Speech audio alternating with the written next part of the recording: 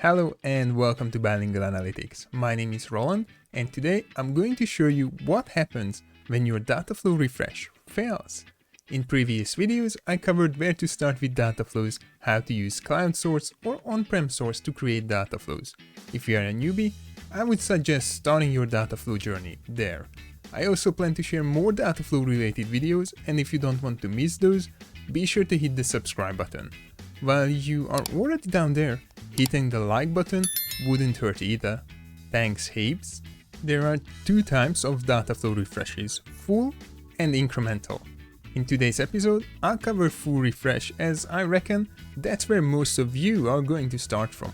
Also, incremental refresh is a premium only feature, at least for now, but if you want me to cover how to set that up, let me know in the comments below.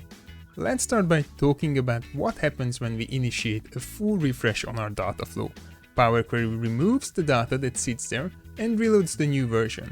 Easy, all data goes out, new data comes in. It is all saved in a dedicated Azure Data Lake storage controlled by Microsoft, unless you bring your own ADLS Gen 2 storage. But how does Dataflow handle errors for refreshes that fail? And what happens with the data when a refresh cannot be completed? Let's jump over to my PC and I show you. For this demo, I'm going to use the same setup for fact table and dim tables that I used for Dataflow 101 tutorial. All data comes from Excel files that are located in this OneDrive folder. It does help a lot to reduce noise around the main topic of the video. The topic itself holds true for other, more complex setups as well. Let's start by looking at the Dataflow refresh history and check what details are available for us. Click on the three dots and refresh history. On the pop-up screen, find the last completed refresh and click on the download button. Let me just highlight some columns that will be interesting for today's demo. Dataflow name, Dataflow refresh status, table name, refresh status, and error at the very end. I'm going to leave all other fields for another tutorial. As you can see, all three tables in the Dataflow are refreshed and have no errors in them. Great job! So let's start by messing up the raw data. I'm going to open March data file and save as April. Delete all rows except for the first one, update the date for 1st of April, and under quantity sold, I'm going to place an error on purpose. File is safe, let's just double check in the OneDrive folder. Looks good as well, now it's time to refresh the Dataflow. Few moments later. Okay, Power Query Online is smart enough to flag that something is not right. Can you see that little exclamation mark right next to the refreshed column? Let's see what's causing us trouble by clicking on it. We can download the details of the Dataflow refresh to reveal the root cause of the failure. Or at least that will give us some guidance on what's causing the problem. I'm going to highlight the same columns in this file as well. Straight off the bat you can see that now we only have the first table, my data table, listed here. It has failed to refresh and the refresh for the other tables didn't even fire off. In the error column, not surprisingly, it says that the not applicable or error line is an invalid value. Hold on, wait a minute.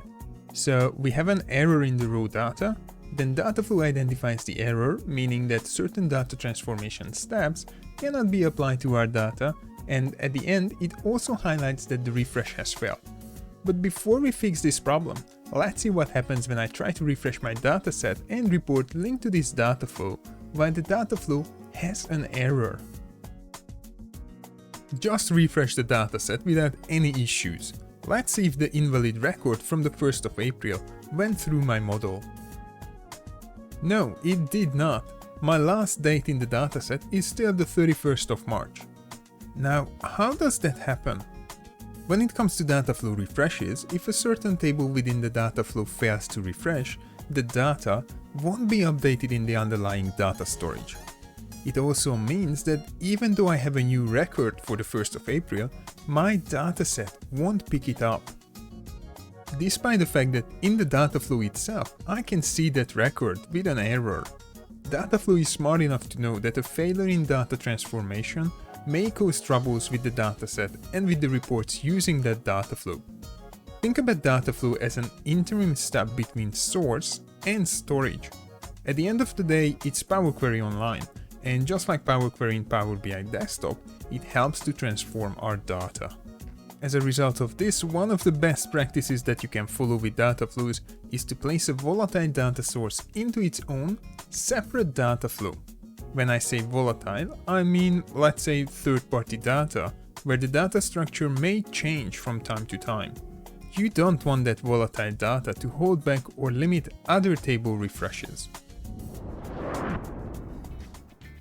One of the many benefits of using Dataflows is easier error handling, and as a result of that, less downtime for reporting.